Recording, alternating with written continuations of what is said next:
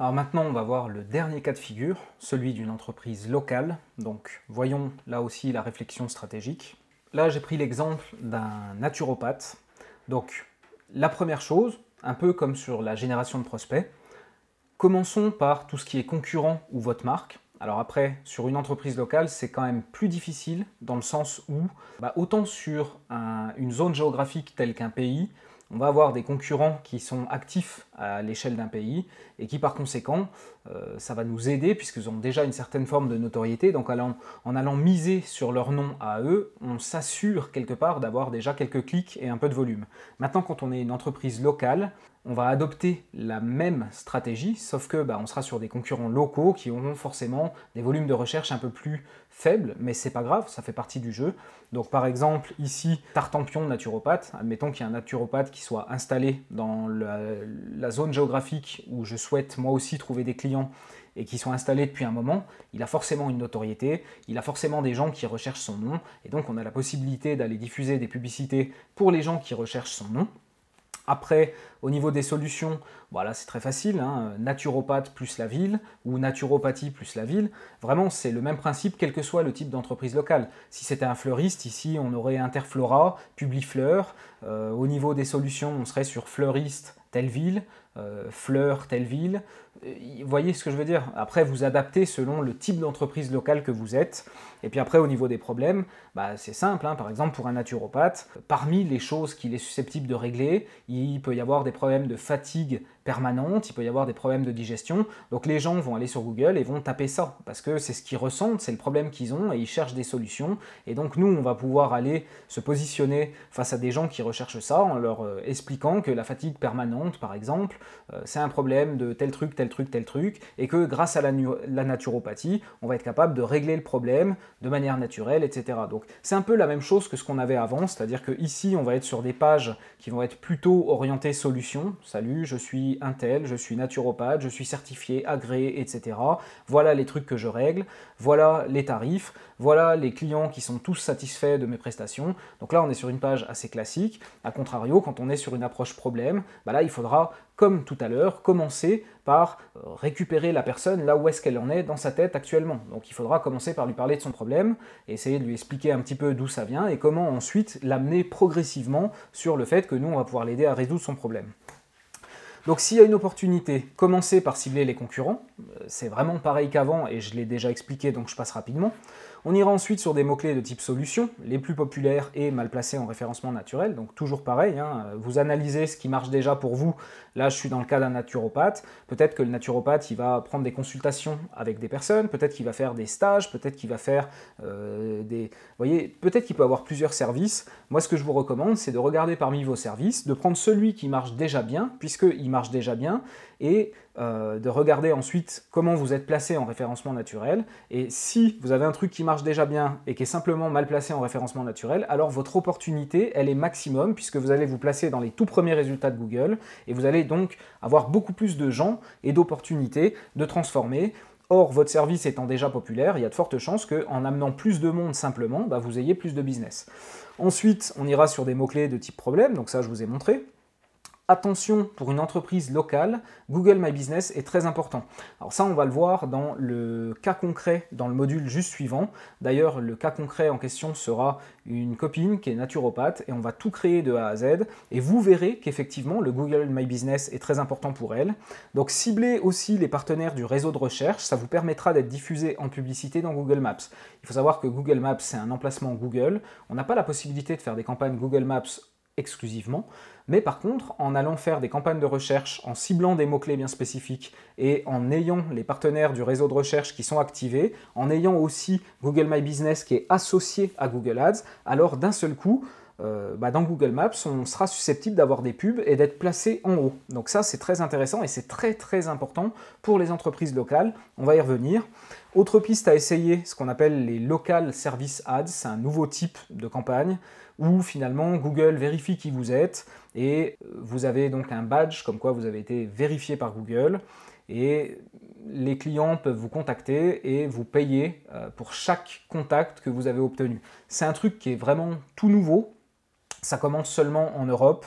On n'a pas tous les métiers pour l'instant qui sont éligibles pour faire des local service ads, et ça sort du scope de cette formation. Donc voilà, juste je l'évoque, vous êtes au courant, ça existe. Je vous invite à faire des recherches si vous avez envie d'aller plus loin, mais pour des entreprises locales, ça peut vraiment être intéressant. Donc ensuite, au niveau du ciblage géographique, donc ça revêt une importance capitale, évidemment, pour les entreprises locales, puisque qui dit local dit une zone de chalandise relativement bien définie et relativement faible aussi. Donc attention de cibler votre zone de chalandise.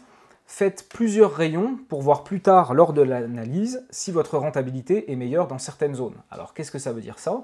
Eh bien effectivement, si vous vous rappelez, à un moment je vous ai dit, je vous ai parlé de ça dans le contexte des extensions de lieux affiliés. Je vous ai dit, si vous avez des magasins un peu partout, ça vaut la peine d'aller créer des zones de ciblage qui correspondent à un rayon autour du magasin et de pouvoir augmenter vos enchères. Là, c'est un peu le même principe si vous voulez. Moi, ce que je vous recommande, c'est de partir de votre cabinet ou de votre magasin en tant qu'entreprise locale et puis de faire par exemple un cercle de 2 km, de faire un autre cercle de 5 km, de faire un autre cercle de 10 km jusqu'au rayon maximum où vous pensez que c'est pertinent. Et puis, grâce à ça, vous aurez plusieurs lignes. Donc, un rayon de km, un rayon 5 km, un rayon 10 km, un rayon 20 km peut-être. Et vous pourrez comparer la performance des différentes zones et vous rendre compte à quel point le fait d'être proche de vous, ça a un impact sur le taux de conversion et sur le coût par conversion et sur le nombre de conversions. Voyez, donc ça, c'est vraiment une très bonne astuce que je vous donne là. Je vous recommande vraiment de faire cette stratégie de plusieurs rayons. Attention, si vous êtes une entreprise locale qui cible exclusivement des personnes non locales, par exemple un hôtel, admettons un hôtel de luxe par exemple, peut-être que lui, finalement, les gens, c'est avant tout des gens qui viennent de loin et qui viennent passer des vacances. Typiquement, les hôtels dans des zones géographiques très très touristiques, ils n'ont pas vraiment de clientèle locale, par contre c'est que de la clientèle nationale, voire internationale. Et bien là, si vous êtes une entreprise locale de ce type-là, attention à votre ciblage géographique. Vous devez, dans ce cas précis, avoir le ciblage par intérêt, c'est-à-dire pouvoir diffuser vos annonces auprès de gens qui ne sont pas forcément dans votre zone de chalandise, mais qui vont chercher et qui vont avoir un intérêt pour votre zone, parce qu'ils sont en train de planifier leurs vacances, par exemple, si vous êtes un hôtel. Au niveau des conversions, le plus évident, c'est les appels téléphoniques, c'est les itinéraires et les réservations en ligne. Ça, c'est vraiment ce qu'il y a de plus évident, selon la nature, évidemment, de votre entreprise. Par exemple, pour un naturopathe, on aura les appels téléphoniques, on aura un formulaire de contact aussi, donc les prospects. Si par exemple vous êtes un magasin, effectivement, quelqu'un qui recherche un magasin, et puis qu'il y a l'annonce qui est proposée, puis qui clique sur le bouton d'itinéraire pour savoir comment venir chez vous, ça quelque part c'est une conversion. Et puis les réservations en ligne, j'ai par exemple un client qui fait de la chirurgie esthétique, et donc c'est une entreprise locale, ils ont des locaux, ils reçoivent les clients chez eux, mais ils ont aussi un système de réservation en ligne avec paiement, donc voilà, c'est pareil, sur une entreprise de cette typologie-là, c'est évident qu'il faut mesurer les réservations en ligne et le chiffre d'affaires associé. Moins évident, proposer un code promo ou tout identifiant unique à vos campagnes pour permettre de mesurer la performance de celle-ci sur votre activité en magasin. Alors, en fait, le problème, si par exemple vous avez un magasin, c'est que la plupart du temps, les gens vont voir vos publicités, ils vont cliquer dessus, et puis ils vont venir, et puis vous n'avez pas vraiment de moyen de savoir si vos publicités sont efficaces ou pas, parce qu'il n'y a pas de conversion.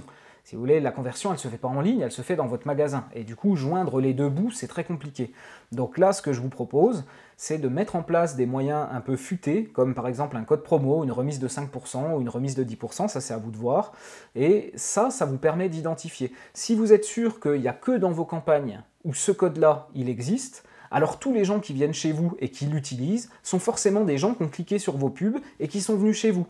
Et donc ça peut vous permettre de pouvoir déterminer la rentabilité de vos campagnes de manière indirecte en comptabilisant les codes promo qui sont utilisés chez vous, le chiffre d'affaires que ça représente, et vous mettez ensuite ça en relation avec combien vous avez dépensé au niveau des pubs, et vous voyez si c'est rentable ou pas. À noter, les chaînes qui disposent de plusieurs entreprises locales peuvent être éligibles pour la conversion visite en magasin. Donc là, je vous ai mis le lien pour avoir plus de détails. C'est un concept que j'ai déjà abordé préalablement et où finalement, quand vous avez plusieurs magasins sur un territoire et que ça draine suffisamment de monde, l'éligibilité n'est pas... il n'y a pas de chiffre fixe pour être éligible. Il faut vraiment contacter Google, présenter votre situation et c'est eux qui vont vous dire si vous l'êtes ou pas. Donc je vous laisse le lien ici pour que vous puissiez aller regarder si vous avez envie. Enfin, au niveau budget et enchères, toujours pareil, on commence par un investissement raisonnable que votre entreprise peut se permettre de perdre, même si encore une fois il n'est pas question de perdre ce budget. Vous aurez des conversions en retour, mais même si vous n'en aviez pas, il ne faut pas que ça vous fasse boiter, il ne faut pas que ça mette en péril votre entreprise. Se donner, toujours pareil, un mois ou deux, et vous divisez le budget que vous allouez par 30 jours ou par 60 jours, ce qui vous donne votre budget journalier. Vous commencez par des enchères manuelles. Alors la définition des enchères sera plus difficile à donner de manière générale parce qu'une entreprise locale peut correspondre à beaucoup de choses et les conversions sont beaucoup plus difficiles à recenser avec précision. C'est un peu ce que je vous expliquais. Si par exemple vous êtes un magasin mais vous êtes un seul magasin, vous n'êtes pas éligible pour les visites en magasin, bah pour vous c'est quand même assez compliqué de mesurer les conversions. Et donc si vous ne savez pas vraiment mesurer les conversions, vous n'avez pas vraiment d'idée de taux de conversion et donc de combien il faudrait miser en termes d'enchères. Moi je vous recommande de partir sur quelque chose peut-être de simple, vous mettez par exemple 50 centimes, et puis vous voyez ce que ça vous donne, et puis au fur et à mesure des résultats, vous augmentez ou vous baissez, ça peut être une approche.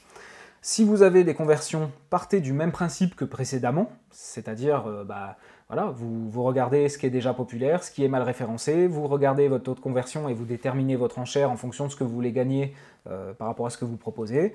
Et sinon, voilà, comme je vous l'expliquais, partez plutôt sur 50 centimes et augmentez au fur et à mesure pour avoir le volume de clics souhaité. Voilà, on a fait le tour pour les entreprises locales de cette planification stratégique, si je peux dire. Passons maintenant au module 5 avec le cas concret, la création d'un compte de A à Z.